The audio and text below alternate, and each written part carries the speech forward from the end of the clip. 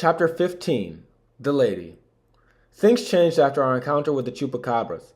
Suddenly, my sisters and I became more focused. I used the water from Chencho's abandoned canteen to clean Pita's wound. I could see by the light of the campfire that her leg was obviously getting infected. The Chupacabra's mordida had left 3 ugly lacerations 2 inches above her ankle, on the outside of her leg, so both her ankle and calf were swollen to twice their normal size. I did my best to keep it clean by wrapping it in one of Pita's short-sleeve shirts. Velia, Delia, and Juanita were too worried to sit around watching me treat Pita's wounds. Instead, they scurried around like little sugar ants, busy hormiguitas, gathering the materials to create a sturdy device in which to carry our wounded sister because her leg hurt so much that she couldn't walk. I was surprised at how helpful and cooperative everybody was with each other. Even the twins were being polite. I didn't mention how nice it was to see them working together or praise them in any way for fear of breaking the spell, but I was proud of them nonetheless. By sunrise, the girls had built a stretcher by tying old pieces of wood and broken branches with torn strips of cloth from a pair of Juanita's old shorts. It wasn't pretty, but it was strong enough to hold Pita. Velia and Delia picked up the stretcher from the front while Juanita and I took the back. With Pita gratefully resting on the makeshift gurney, we continued our journey toward Hacienda Dorada. We traveled slowly, stopping often to rest because our arms were not used to carrying so much weight for so long. By the middle of the afternoon, we stopped at an ojito, a spring bubbling out of a rock wall, and drank water straight out of the sprouting hole.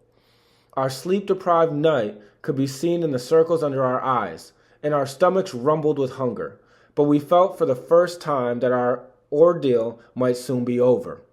"It won't be far," I said as I stood rubbing the pain out of my wrists. "How much longer do you think?" Juanita asked, looking at the map, "because it looks like we should be right on it." "Just over that big hill." I checked on Pita's leg. Carefully, I peeled back the dressing and saw that although the wound wasn't oozing, her entire calf was purple now.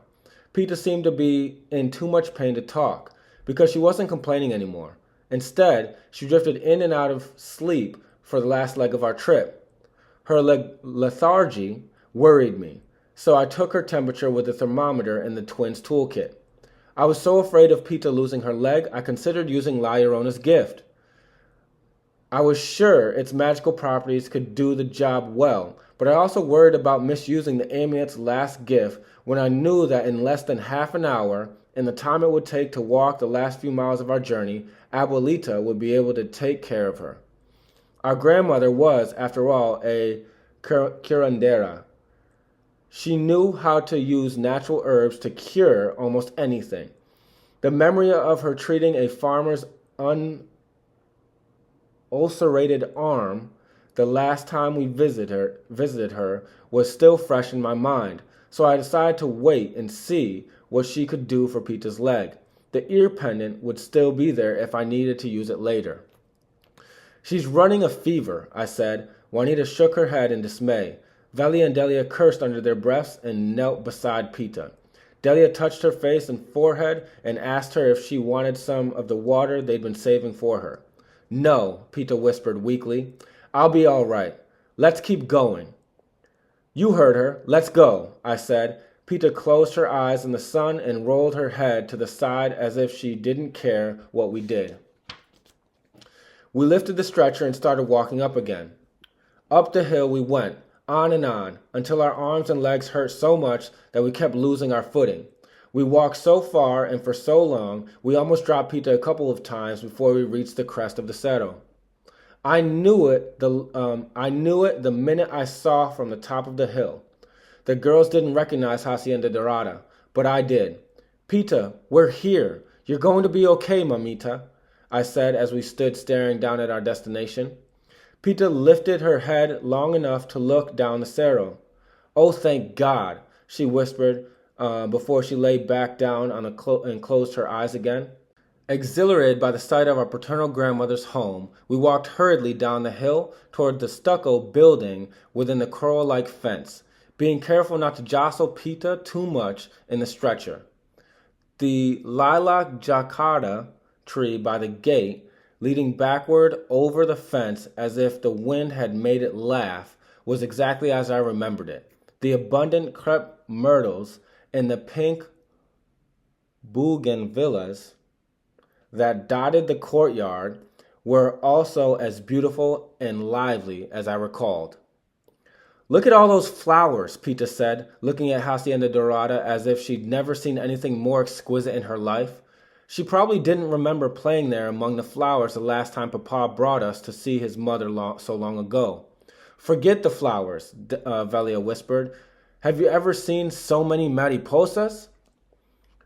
As we got close enough to see the multicolored array of butterflies flittering in the courtyard of our grandmother's house, Juanita answered, "Not so many different kinds in one place." The girls kept marveling at the sight as we neared the gate. "Forget the butterflies," I said, interrupting their rapture. "Let's find Abuelita. Pita's leg isn't going to cure itself. How are you doing?" I looked down at Pita's face as we moved along. She was so flushed. I just knew she was getting worse. "Fine."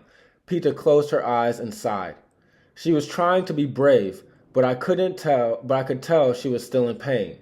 "I'll be all right once we get inside." "Hold on," I said. Velia and Delia banged on the gate with a stick and called out for help. It didn't take long for someone to notice us. Looking up from their chores, two men dropped their garden tools and hurried over to open the gate before us. "What's the matter? ¿Qué pasó?" they asked. "We are here to see Remedios Garza," I said, still holding to the stretcher. "We're her granddaughters." "From Los Estados Unidos?" the first man asked. He took the front of the stretcher and the other man took the back. "Yes, from the United States," I confirmed as I relinquished my end of the stretcher gratefully. The younger of the two men hoisted the stretcher and began walking backward toward the main house. "Oh, what a great surprise," he explained. "Your abuela will be very happy to see you, but she will not be happy that one of you is hurt." The older man walked forward, holding his end of the stretcher before him. "This way. Follow us, please." Abuelita Remedios looked exactly as I remembered her. Her white streaked hair was perfectly coiffed in a bun, and her blue eyes were sharp and fierce, centered over a long aquiline nose. Yet her mouth was wide and generous as she turned around and smiled at us. "Dios, Santamiso?" Abuelita Remedios crossed herself and kissed her thumb before she reached out for us, welcoming us. "Is that really you?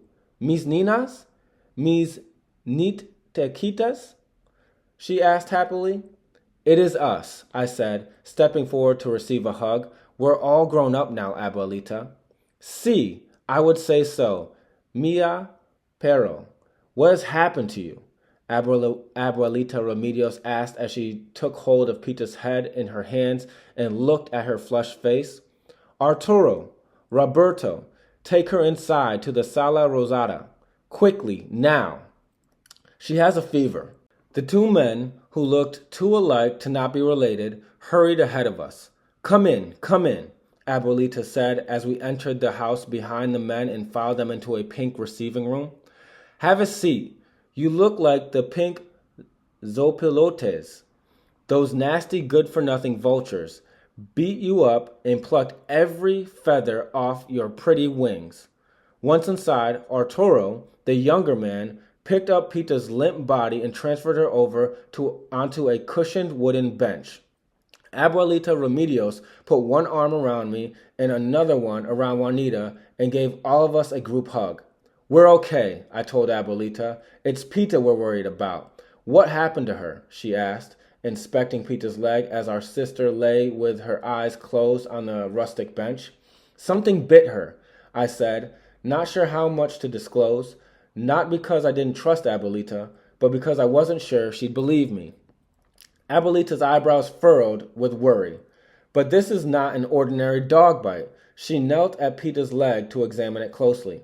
"It wasn't a dog," I said, fighting the urge to go ahead and tell her what really happened. Having Abuelita think I was crazy would only complicate matters. But it's infected, I continued, trying to provide a little bit more information without sounding like a lunatic. I can see that, Abuelita Remedios whispered. She turned Pita's leg sideways to get a better look. Pita took a sharp breath at Abuelita's touch. It looked like her leg was painful to move at this point. It happened late last night, she said, wincing. It's not a snake bite either, is it, Roberto? Abuelita declared as she showed Pita's ankle to the older of the two men. See here? 3 puncture wounds. Roberto crossed himself, horrified at the sight of Pita's leg. El Chupacabras. Looking back at us, he asked, Did you see the thing that bit her? Yes, I said, my voice cracked as I tried my best not to cry. Because for the first time on the trip, I was worried about one of us not making it back to Mama. It was the Chupacabras, Velia exclaimed, but he didn't get away with it. We took care of him. What do you mean? Arturo asked, his dark brown eyes penetrating as he looked at me for answers. You saw it? Saw it? We did more than that. We blinded him. He won't be attacking anyone anymore, Delia said, sounding quite proud of herself. You did? Roberto asked. That's incredible. Odelia did it, Juanita said, looking at me with an appreciative gleam in her eye. She's fearless. She would have proceeded to recount the whole thing if I hadn't interrupted. Well, at least he's not likely to hurt anyone else. Not without his other eye, I said, trying to play the whole thing down a bit. Not only did I not like being the center of attention, that's a job better suited for the twins. But I also felt bad for inflicting pain on Chencho, even though I had been suspicious of him. But more importantly, I still worried about what he did to Pita. We didn't have time for stories right now. Unfortunately, the damage has already been done, Abuelita said as she checked Pita's pulse. We have to treat her immediately. Arturo, get my bulto, my medicine bag. It's in the hallway, in the bottom closet, up high. Hurry. We don't have much time. Abuelita Remedios waved to the younger man who ran out of the room in fright. You mean she's going to turn into one of those demons? Velia asked, her voice high like a scared little girl. No, of course not, Abuelita said, turning around and patting Velia's hands to reassure her. That's not possible, not when you're dealing with the Chupacabras. His bite is very dangerous, but he's not contagious. What I mean is that his saliva is tainted. It has contaminated her blood. She's fighting the infection, but she's so young, it's hard to tell how much damage it has done. I knew it, Delia said, tearing up at the terrible thought. I knew it. We should have killed that rotten little mongrel. I don't know what I'd envisioned, but Abuelita Remedios' medicine bag was nothing like what I remembered. The bulto was just that, a bulky remnant of thick, white cloth tied together at the top of a vagabond knot. And when she opened it, it wasn't as surprising as I was curious. I wasn't as surprised as I was curious. Inside, she had all manner of herbs, seeds, sprigs, and plant roots. The contents of Abuelita's bulto looked like it may have belonged to El Niño Fidenciero, the famous curandero of olden times, and I watched in awe as she sorted the ingredients for Pita's treatment. Shouldn't we send for a doctor? Juanita asked, eyeing the medicine bag suspiciously. She needs antibiotics. What do you think these are? Abuelita Remedios took her bulto to the coffee table and started to grind dried leaves and sprigs together in a miniature white mortar with a tiny white pestle. Herbs, I explained to Juanito, like the ones pharmaceutical companies use to make medicines in the United States. See, Abuelita Remedios said, but regular medicines are useless when it comes to treating a wound like this. A bite from a chupacabra is 10 times deadlier than any vipers. These, however, are the finest herbs in all of Mexico. People from all over the country come to my garden to harvest these medicines. Abuelita picked up a desiccated brown sprig between her fingertips. This one is for the pain. This one is for anti-inflammatory. And this, she said proudly, as she picked up a tiny blue glass bottle and shook it in my direction. This is stronger than any anti-venom in the world. It is my secret potion, the power and glory of potions, made from the blood of the lamb and agua bendita, sacred water of Texaco Lake. We watched in awe as Abuelita Remedios lanced, compressed, and flushed Pita's wounds one at a time before applying her concoction liberally to each laceration. Because she was heavily sedated, Pita slept through the lancing and compressing and didn't come back around until Abuelita Remedios was done wrapping her leg with a pale, thin gauze. Am I going to die? Pita asked when she regained consciousness.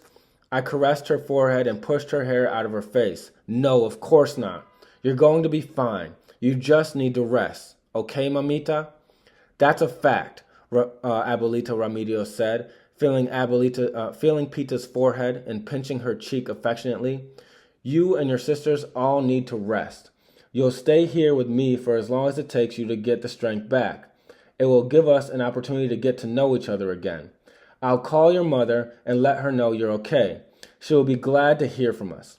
We don't have a phone. I mean, it's been disconnected, so there's no way to reach her, I whispered. I hated myself for lying to my own grandmother, but I silently promised the Virgin I would come clean soon. I just had to sit down with Abuelita tomorrow and explain why we couldn't afford to call the cafe and let Mama know where we were yet. If Mama tried to leave the country to come get us, she could get in trouble with the police, and that's something I couldn't live with. I hope Abuelita would understand. Well, that's the least of our worries. We'll find a way to get in touch with her when the time comes. Abuelita waved her hands as if to dismiss the issue. For now, I think we need to let your sister rest. Come, let us go to the kitchen and get you all fed. You look like scarecrows who have lost their stuffing.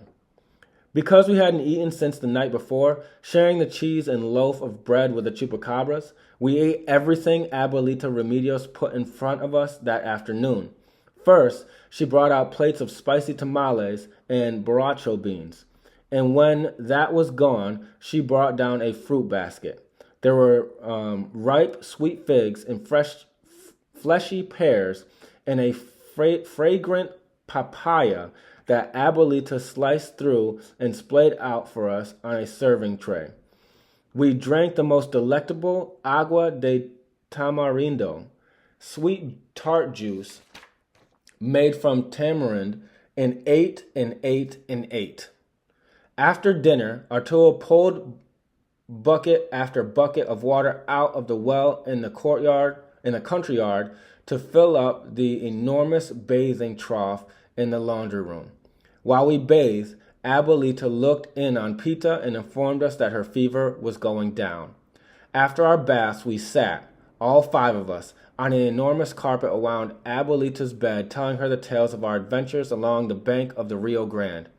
She laughed at our jokes and teased us when we couldn't comb through the knots in our ratted hair. But she was kind and generous and braided our hair for us before we went to bed. Eating, sleeping, bathing, laughing, talking, helping, and tending to Pita's every need. That is how we spent the next few days at Abuelita's house. In the mornings, Juanita and the twins helped Abuelita with the feeding of the animals. But when they went back to the house to take care of the household chores, I helped Abuelita in the herb garden. We watered the delicate plants and pulled weeds, and Abuelita named each plant as we went along, telling me what they were good for. Yerba buena for the bellyache, manzanilla to soothe the nerves, and melinrama to heal wounds or stop hemorrhages. She described different features of each plant and explained the best way to remember them. In the afternoons, however, we sat in the courtyard while Pita lay out in the sun on a wrought iron beach, recuperating among the myriad of colorful mariposas that abounded in the heavenly place. By the end of the week, Pita got up and hobbled around the courtyard of Hacienda Dorada, clapping and laughing at the girls as they chased mariposas around the wide, robust bougeain villas.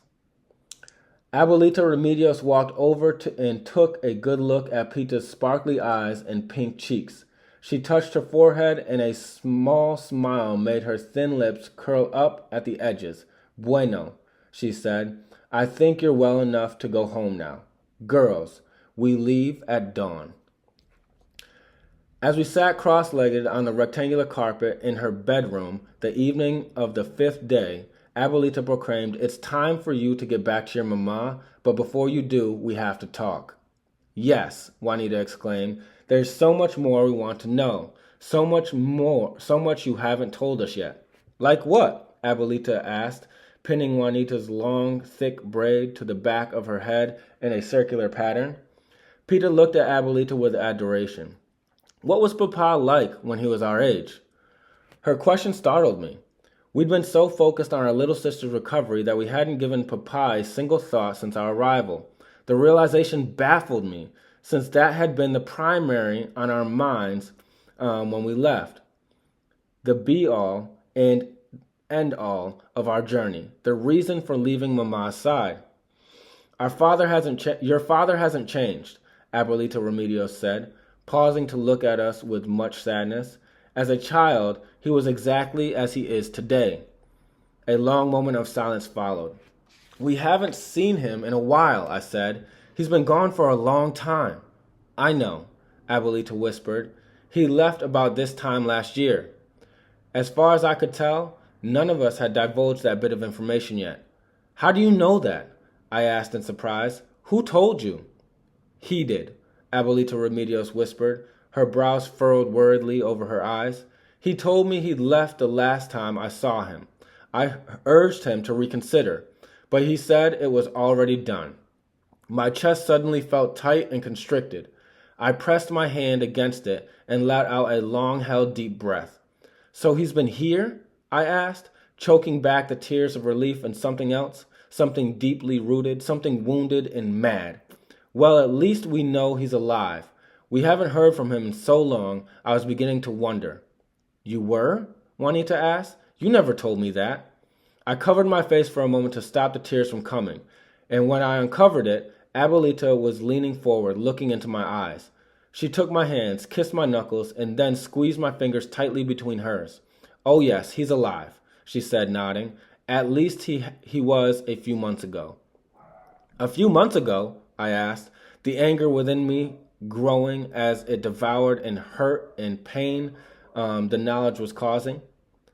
Did he tell you why he left? Juanita asked, her eyes narrowing intently. He did, Abuelita said, but that's not for me to discuss. That is for your parents to explain. But why? Pita whined. Why can't you tell us? We told you everything. We even told you about the dead man's body and La Llorona and the Negual. Why can't you tell us what's going on with Papa? Pita started to sob softly. Ay, mi nina. Please don't cry, Abuelita Remedios said, wiping a runaway tear off Pita's cheek with her right thumb. Listen, I'm not trying to keep secrets from you, and I'm glad you've been so honest with me. I needed to know those things, so I'm going to tell you one thing. Your papa left because he is selfish. It's our fault, really, mine and your Abuelita Ronaldo's. God rest his soul. You see, we spoiled him. We made him think that because he was so talented, because he could sing so well, he was more important than everyone else in the world, and for that I am deeply sorry. You spoiled him? Juanita asked, confused. And yet he never spoiled us, Velia said. Juanita reached over and smacked Velia's arm. Yes, he did. He spoiled us all the time. When? Delia asked indignantly. I don't remember that, Velia agreed. Spoken like a couple of spoiled brats, Juanita said, giving them the evil eye. When we were younger, he wasn't performing, so he had a regular job in Houston and used to come home on weekends with his arms loaded with presents. It was like Christmas in April, or July, or August, or whatever month it happened to be. He always brought us presents when he came home. I remember, Delia exclaimed. He brought us dolls and board games and those little plastic jewelry sets with giant rings and matching tiaras. Don't you remember, Velia? He even brought you a special present once because you saw a game on TV and called him begging for a basketball. Oh yeah, the basketball incident. You all hated me for that, Velia said, twisting her face with the effort of recollection. We had so many toys we didn't even play with most of them, Juanita said, remembering how good life used to be before Papa stopped coming home regularly and only showed up every now and then. And now we have to make our own bracelets out of aluminum cans. Way to go, Papa. Velia drew her knees up to her chin and stared off into space, pouting. I like our bracelets better. Besides, I'm not so sure Papa was spoiling us. I think he felt guilty for being gone so much, I said. The picture of Mama crying on the television because of us came to my mind, and my throat tightened. And there were worse things than not having him around anymore. Like not knowing where your daughters are? Abuelita asked, as if she'd read my mind. Or if you'll ever see them again? Velia sat up on her knees to face us. I'm sorry, but I am the only one who thinks maybe Mama deserves it a little. I mean, think about it. After Papa left us, Mama literally stopped taking care of us. She didn't listen to us anymore. She didn't even know where we were half the time. Velia, I exclaimed, nobody deserves this. I thought of the terrible daughters we'd been, how the cries of lechuzas were not far off. We'd been bad too, and Mama still loved us. I think Velia has a point, Delia intervened in a strangled voice. The truth is Mama was just as bad as Papa, muy descuidada, very neglectful of us. That's not fair, Abuelita Remedios explained. I know your Mama. She's a decent woman, with good morals and values. She's always been a good mother and wife. I want you to understand one thing. Your mother didn't do anything wrong. Your father left because he's a louse, a good-for-nothing who cares more about himself than his own wife and daughters. He's up to no good. Otherwise, why would he be trying to divorce your Mama? Divorce Mama? Juanita asked, her eyes widened with sudden understanding. I left the floor and sat up on the bed next to Abuelita. Did he tell you why? I asked, turning my full attention to her. Abuelita looked disgusted.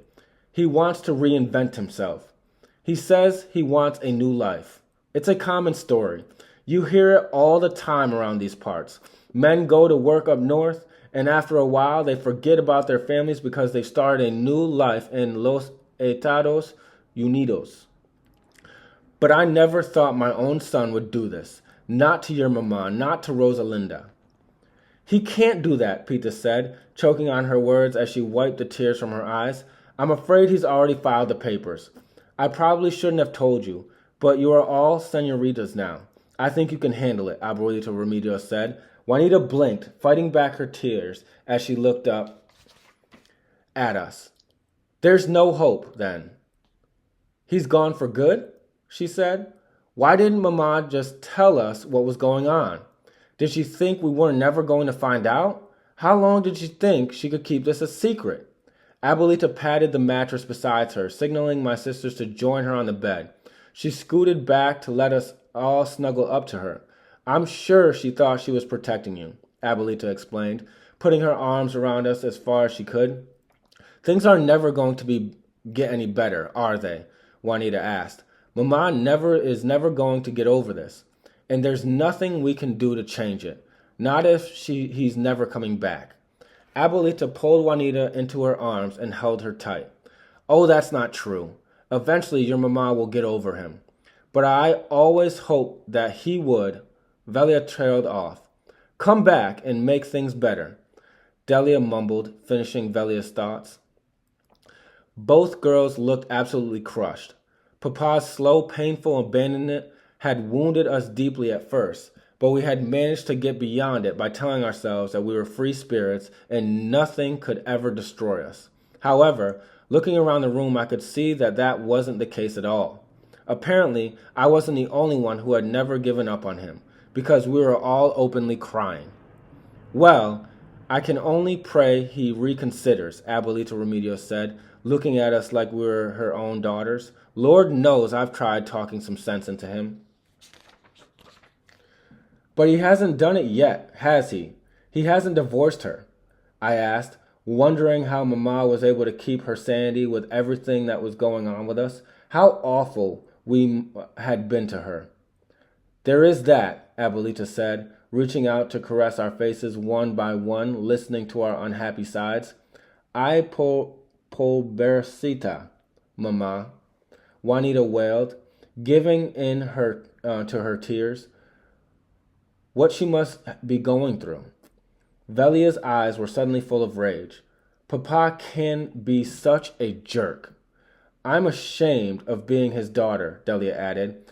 We have to get back to Mama, Juanita whispered, looking to the rest of us for support. Mama is in a lot of pain right now. She needs to hear that we still love her. Think about it. When was the last time you reached out to her?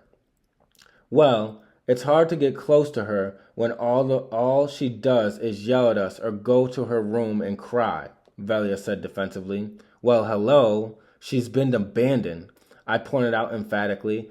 And what did we do to make things better for her? Were we concerned? Did we make things easier for her? No, we abandoned her too.